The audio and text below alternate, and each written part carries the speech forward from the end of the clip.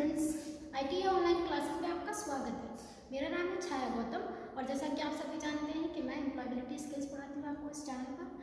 ठीक है, तो आज हम एम्प्लॉयबिलिटी स्किल्स में देखेंगे चैप्टर आपका है क्वालिटी कॉन्सेप्ट एंड कॉन्शियसनेस, मतलब गुणवत्ता की अवधारणा तथा चेतना।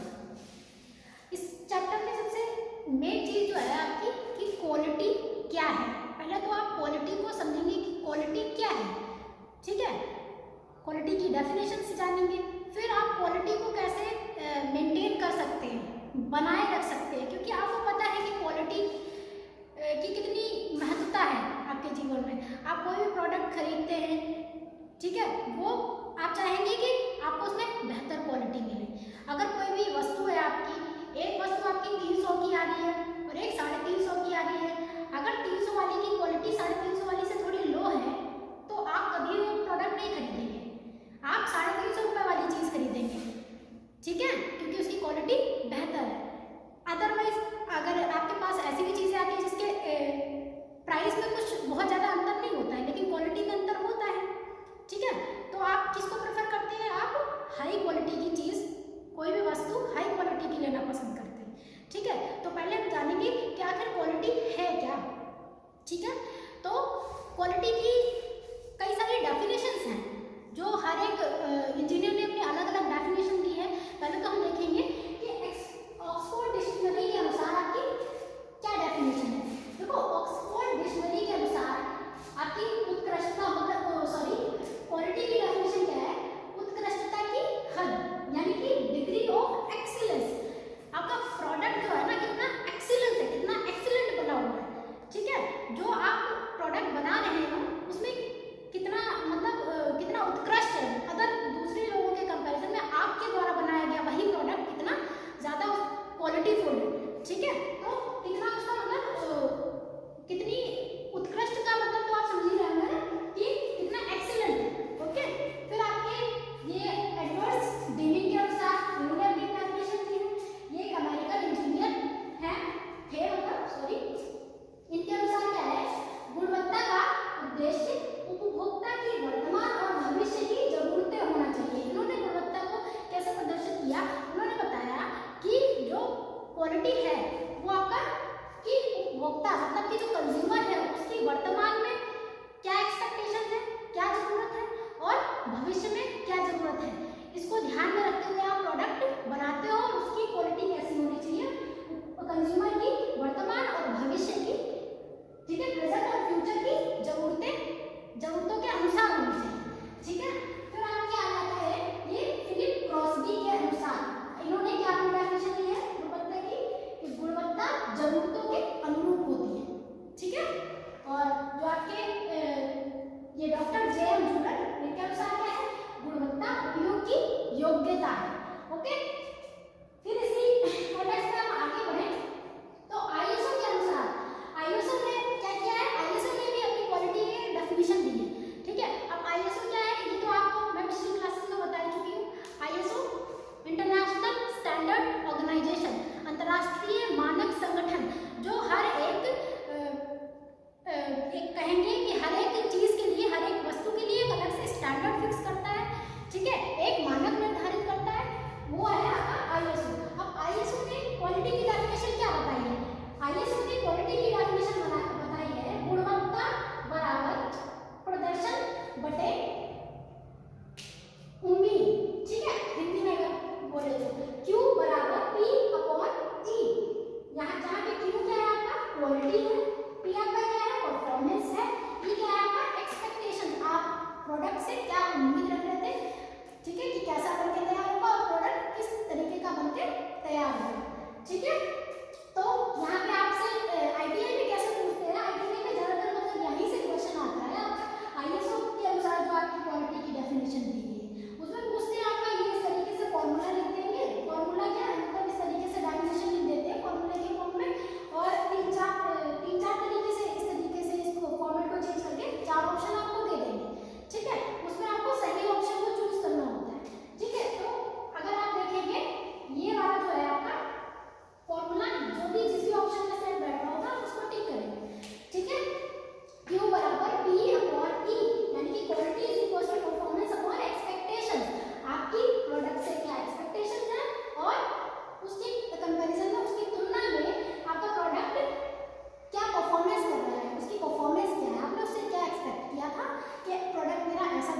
तैयार होगा और वो परफॉर्मेंस उसकी कैसी है।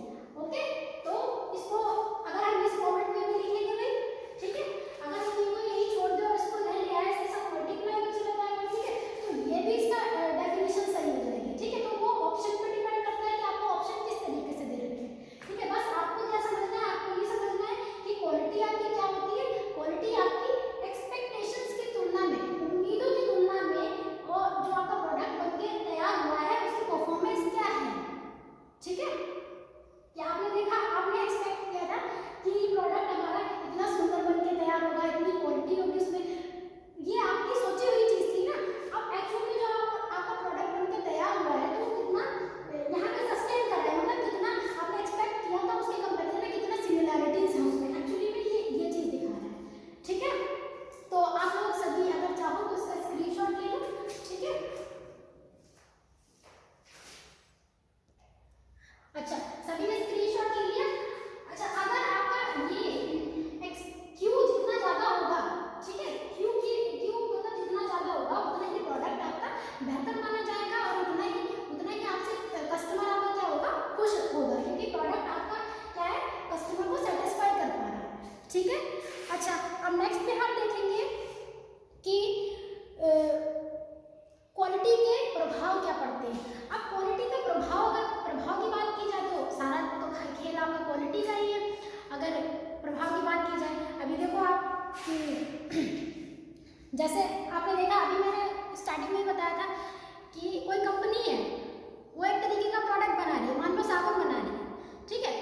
इस तरीके की कई सारी कंपनियां मार्केट में जो साबुन बना रही है, ठीक है, लेकिन उन सारी कंपनियों के बीच में आपको अपनी कंपनी का साबुन मार्केट में उतारना है, तो क्या होना चाहिए भाई, वहां पे तो क्वालिटी का फर्क पड़ेगा ना, क्वालिटी का फर्क पड़ेगा, ठीक है। अब वो क्वालिटी का फर्क क्या हो सकता है कि अगर आपकी क्वालिटी जो मार्केट में पहले से ही एग्जिस्ट कर रहे हैं प्रोडक्ट उससे अच्छी है, तो आपका प्रोडक्ट सस्टेन कर पाएगा मार्केट में, मतलब स्टैंड कर पाएगा, अदरवाइज तो फेलियर है, ठीक है। तो क्वालिटी का बहुत ज़्यादा प्रभाव पड़ता है, ठीक है। अभी मैं थोड़ा सा, आप लोग स्क्रीनशॉट लें, फिर आगे पढ़ाती हूँ। तो अब हम जानेंगे कि गुणवत्ता का महत्व क्या है, ठीक है। अभी तक आपने ये सब पढ़ा कि क्वालिटी क्या है, ठीक है, क्यों आवश्यक है, ठीक है। अभी हम देखते हैं कि गुणवत्ता का महत्व क्या है। वो तो आप सभी जानते हैं गुणवत्ता का क्या महत्व है, लेकिन एक बिजनेस मैन के लिए, जो भी आप अपना मतलब कोई बिजनेस कर रहा है उसके लिए गुणवत्ता बहुत इंपॉर्टेंट है, ठीक है। इम्पैक्ट ऑफ क्वालिटी का क्या इम्पैक्ट है, ठीक है, क्या इम्पैक्ट पड़ता है, व्हाई क्वालिटी इज नेसेसरी, ठीक है, क्वालिटी क्यों आवश्यक है। देखो, एक तो क्या होता है, अगर आप किसी को क्वालिटी प्रोडक्ट डिलीवर कर रहे हो, ठीक है, तो आपके कस्टमर ऑब्वियस सी बात है कि खुश रहेंगे, उनको भाई वही पैसों में, उतने ही पैसों में एक अच्छी क्वालिटी का प्रोडक्ट मिल रहा है, जो दूसरी कंपनी को दे रही थी उसकी क्वालिटी थोड़ी कम थी, उतने ही पैसों में दे रही थी, ठीक है। फिर आपका आ जाता है बाजार में हिस्सेदारी, दूसरे नंबर आपका है बाजार में हिस्सेदारी में बढ़ोतरी।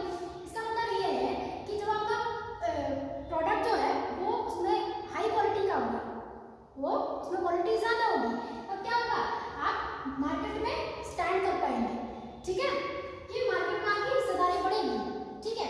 अगर कोई भी मान लो नई कंपनी है, वो मार्केट में आती है, तो अगर आप उसका प्रोडक्ट क्यों खरीदोगे, आप पिछली वाली चीज़ को छोड़कर क्यों खरीदोगे, क्योंकि उसकी क्वालिटी बेहतर है तभी खरीदोगे, अदरवाइज आप उसको बाय कर दोगे, ठीक है। फिर आ जाते हैं पॉइंट नंबर 3। पॉइंट नंबर 3 में क्या है, आपका बार-बार आने वाले नए ग्राहकों की संख्या में वृद्धि। देखो, जो आपके मान लो एक बार अपने कस्टमर सेट कर लिए, ठीक है, अब आपके वही रहेंगे। ज़्यादातर लोग क्या होता है कि एक क्वालिटी का एक कंपनी का प्रोडक्ट खरीदते हैं, वो उनके लिए रिलायबल है, उस पर विश्वास करते हैं, तो वही खरीदते रहते हैं, तो वो प्रचार भी करते हैं कि भाई आप इस कंपनी का प्रोडक्ट लो, ठीक है, अच्छा है, तो क्या आपके नए ग्राहकों में भी वृद्धि होती है, ठीक है। वो और को बताएं क्योंकि आपकी क्वालिटी प्रोडक्ट की बेहतर है ना, तो इसलिए वो 4 और आपके कस्टमर बढ़ा देंगे, वो चार और को बढ़ा देंगे, ठीक है। इस तरीके से क्या होगा, आपका प्रोडक्ट ज़्यादा बिकने लगेगा, ठीक है। ज़्यादा बिकने का मतलब क्या है, मार्केट में आपकी हिस्सेदारी बढ़ेगी, ठीक है। नेक्स्ट पॉइंट है आपका लाभ प्रदान में वृद्धि। अब जाहिर सी बात है, प्रोडक्ट में क्वालिटी है तो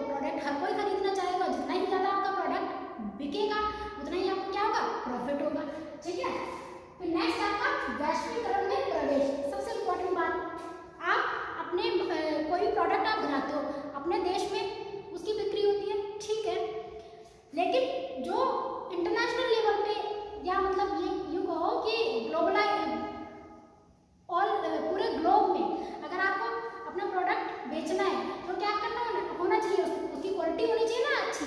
जब क्वालिटी होगी तो आपका जो प्रोडक्ट है आपके देश में भी बिकेगा और इंटरनेशनल लेवल पे भी आप मार्केटिंग कर पाओगे, उसको बेच पाओगे, ठीक है।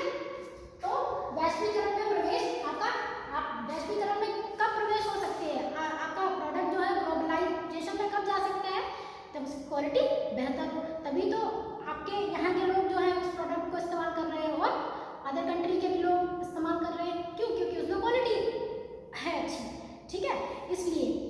तो ये आपका क्या हो गया, क्वालिटी का महत्व हो गया, ठीक है, गुणवत्ता का महत्व हो गया।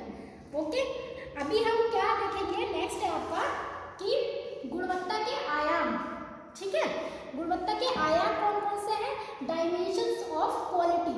ओके, अच्छा, तो अब हम आए हैं कि गुणवत्ता के आयाम कौन कौन से हैं, ठीक है, डायमेंशंस ऑफ क्वालिटी, ठीक है। देखिए भाई, इसमें सबसे पहले अगर हम किसी भी चीज को कहेंगे कि आज की क्वालिटी है, तो उसको मेजर करने के लिए कुछ चीजें तो होनी चाहिए कि किस आधार को मानते हुए आप कह रहे हो कि ये प्रोडक्ट जो है इसकी क्वालिटी अच्छी है, ठीक है। तो वो कौन कौन से बेसिस, कौन कौन सी डायमेंशंस है जिससे आप पता कर सकते हो कि भाई आपका जो प्रोडक्ट है वो क्या है, क्वालिटीफुल है, उसकी क्वालिटी अच्छी है, ठीक है। तो पहला तो आपका आ जाएगा परफॉर्मेंस, ठीक है, परफॉर्मेंस उसकी कैसी है, जैसे कि आप क्या कर रहे हो, एक नया ईयरफोन ले रहे हो, ठीक है, तो उसमें साउंड क्वालिटी क्या है, वो कैसा परफॉर्म कर रहा है, ठीक है, पहले तो आप यही चेक करोगे साउंड क्वालिटी बेस्ट है, ठीक है। फिर नेक्स्ट आप आ जाते हो फीचर्स, उसके अंदर क्या क्या फीचर्स है, ठीक है, अभी आप ब्लूटूथ लेते हो तो देखते हो भाई उसमें क्या क्या फीचर्स है, ठीक है, टच है कि नहीं है, एक्सेट्रा एक्सेट्रा, ठीक है, आप देखना तो आप समझ आ रहे हैं, ठीक है। तो इसमें फीचर्स देखते हैं। नेक्स्ट आपका क्या आ जाएगा, कंफॉर्मेंस। नेक्स्ट आपका आ जाता है रिलायबिलिटी, ठीक है, आपका जो प्रोडक्ट है वो कितना विश्वसनीय है। ओके, अगर उन्होंने कहा है कि इसकी 6 मंथ वारंटी है, तो क्या वो 6 मंथ चल भी रहा है कि नहीं, एक मतलब विश्वसनीय होना चाहिए आपका प्रोडक्ट, ठीक है। और टिकाऊपन, मतलब जितना उसने समय दिया उससे ज़्यादा ही और चलना चाहिए, ठीक है, तो वो क्या हो गया आपका टिकाऊपन। आप देखते हो कि कितना आपका ड्यूरेबिलिटी है आपके प्रोडक्ट की, कितना टाइम तक आप उसको चला पाओगे, ठीक है। नेक्स्ट आपका आता है सर्विस, सेवा। इसमें भाई क्या है, ये देखो जैसे आप मान लो फ्लिपकार्ट या अमेजोन से कोई चीज़ मंगाते हो, ठीक है, कोई प्रोडक्ट आपने मंगाया, अगर उसकी सर्विस अच्छी नहीं है, मान लो प्रोडक्ट आपका खराब आ गया, आपको उसको रिटर्न करना है, रिटर्न करने के लिए आपके पास ऑप्शन ही नहीं आ रहा है, ठीक है, तो वो क्या है, एक तरीके से सर्विस खराब कर दी ना उन्होंने, मतलब ऑप्शन नहीं दे रहे हैं, ऐसे कैसे, अब आप तो पैनिक हो रहे हो, मतलब क्या बताएं, अब आप कहोगे कि ये कैसे हो सकता है, भाई मैंने तो उसमें पैसे खर्च किए हैं, ठीक है, और ये आप सर्विस नहीं दे रहा है रिटर्न की, तो वो तो कहीं ना कहीं प्रभाव डालता है, ठीक है। सर्विस अच्छी होनी चाहिए उसकी, और प्रतिक्रिया मतलब रिस्पॉन्स, एक तरीके से रिस्पॉन्स अच्छा होना चाहिए। फिर 8 नंबर पे आपका है सौंदर्य बोध, यानी कि एस्थेटिक्स, यानी आपका जो प्रोडक्ट है, जो भी आपने लिया है, बाय किया, आपका कहोगे कि उसकी क्वालिटी अच्छी है, वो बाहर से भी तो अच्छा दिखना चाहिए ना, अगर अंदर से मतलब उसकी क्वालिटी सारी फीचर बढ़िया है, परफॉर्म बढ़िया कर रहा है, ठीक है, रिलायबल भी है, और मतलब बाहर से, पहले तो आप कहाँ से अट्रैक्ट होते हैं, पहले तो बाहरी चीज़ देखते हैं ना कि बाहर से प्रोडक्ट सुंदर दिख रहा है कि नहीं, ठीक है, तो ये हो गया आपका सौंदर्य बोध। और फिर आपकी रेपुटेशन, मान लो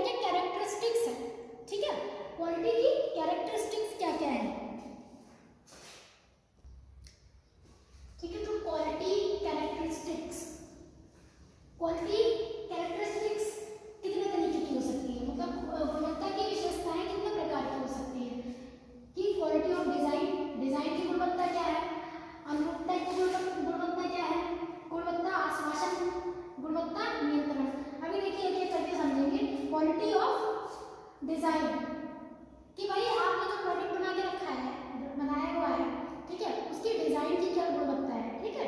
एक मतलब एक प्रॉपर डिजाइन भी तो होना चाहिए ना, कि अगर आप ईयरफोन्स बना रहे हैं तो जो ईयरफोन्स होती है उनकी भी एक डिजाइन होती है ना, कि कंफर्टेबल होनी चाहिए भाई, जब आप यूज करो उसको तो कान दुखने नहीं चाहिए, ठीक है। तो डिजाइनिंग की गुणवत्ता, उसकी क्वालिटी ऑफ डिजाइन में आ जाती है, ठीक है। फिर क्वालिटी ऑफ परफॉर्मेंस, अनुरूपता की गुणवत्ता हो जाती है, ठीक है। नेक्स्ट आता है क्वालिटी एश्योरेंस।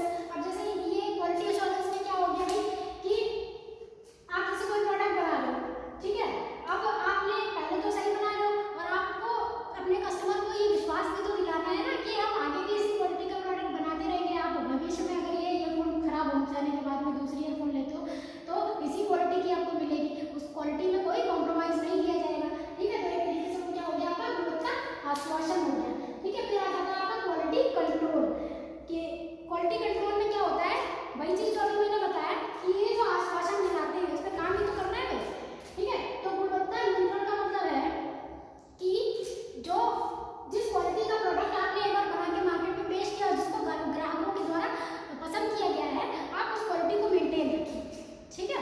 आप क्या करेंगे, उस क्वालिटी को मेंटेन रखेंगे। उससे अच्छा अगर आप प्रोडक्ट बना के उनको दे पा रहे हैं तो अच्छी बात है, लेकिन उससे कम क्वालिटी गिरनी नहीं चाहिए उसकी। और क्वालिटी कैसे, आप क्वालिटी को कंट्रोल कर सकते हैं, कैसे क्वालिटी आपकी मेंटेन रह सकती है, उसके लिए